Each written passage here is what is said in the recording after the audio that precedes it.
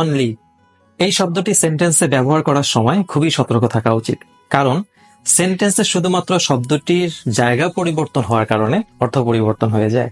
যেমন আমি যদি বলি I at the bread yesterday, অর্থ হচ্ছে গতকাল আমি রুটিটি খেয়েছি।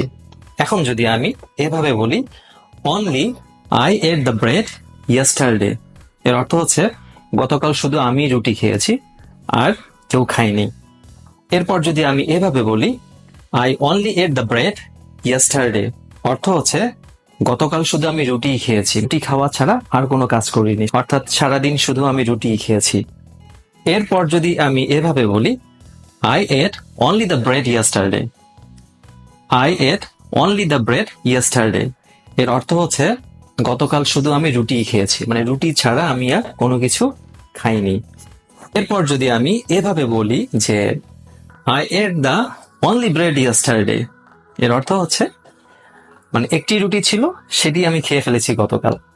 এরপর যদি আমি এভাবে বলি I at the bread only yesterday, এর অর্থ হচ্ছে আমি শুধু গতকালকেই রুটি খেয়েছি আর কখনো খাইনি, মানে গতকালকে আমার ফার্স্ট টাইম রুটি খাওয়া, আর কখনো আমি রুটি খাইনি।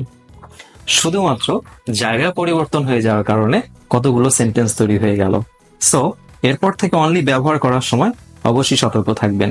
If you like this video, please share it.